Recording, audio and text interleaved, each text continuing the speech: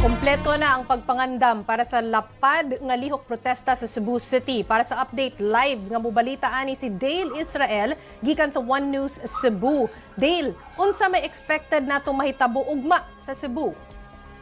Mayong gabi, Chiki, adunay tulo ka mga giorganisa nga mga rally dinhi sa Cebu. Una sa tanan, adunay interfaith prayer rally nga sugdan sa Fuente Osmeña Circle kauban ang mga Catholic schools sama sa St. Teresa's College, University of San Carlos o University of San Jose Recoletos. Magtapok sila ang mga alas 3 sa hapon dito sa Fuente Osmeña Circle dayon magprosesyon padulong sa Plaza Independencia kun diin maghalad og pangadji og santos nga misa para batok sa korupsyon ang mga estudyante o magtutudlo sa eskwelahan mo'y kuyog. Kauban po nila ang pipila ka mga church-based organization sa simbahang katoliko. Ay kadua, Chiki, naapod rally nga giorganisa ang mga progressive groups sama sa Akbayan nga magrally pod sa Fuente Osmeña Circle sa alas 4 sa hapon. Apil pod dinhi ang grupo sa Bagong Alyansa Makabayan nga magpundok sa Colon Street dayong marcha padung sa Fuente Osmeña Circle. Kani nga grupo, Chiki, gitawag og payong o panaghiusa sa mga yanong subuanon batok korupsyon. Ang katulong nga grupo, Chiki, kining gitawag og sectoral group kontra korupsyon. Mga kasagaran sa mga moapil ani kay mga supporters pamilyang Duterte, pero matod sa grupo wala sila political color. Ang ilaha lang batukan ang korupsyon sa mga kontrata sa gobyerno. Ang ilang rally adto sa Plaza Independencia mga alas 4 sa hapon. Chiki?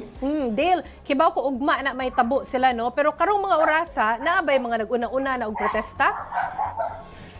Sa pagkakaroon, Chiki, wala patay na ibawaan nga nagrally karong adlaw. Ang mga organizers ilang gibuhat aning adlaw ay nangampanya sila sa social media para sa motambong sa ilang tagsa-tagsa ka mga rally. Uban nila nag-imprinta sad og mga t-shirt og mga estudyante sa Catholic schools kasagaran nila magsulod man kuno og puti nga t-shirt nga murag ilahang uniform sa rally. Chiki? Okay, so ga-preparar na gyud sila karon para ugma. Pero unsa may imong nabantayan sa atuang kapulisan diha? Nagpreparar basad sila para ugma?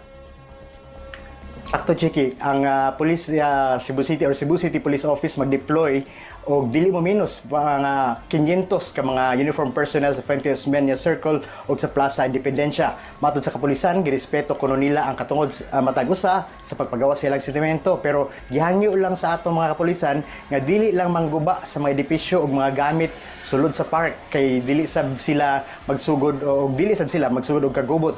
Maintain peace and order lang kuno sa ilahang mga aktibidad o magbantay ra pod ang pulis sa ilang safety sa pag-apil nila sa rally. Chiki? Maosad. Sige bay, amping mo din ha. Daghang salamat, Dale Israel sa One News Cebu.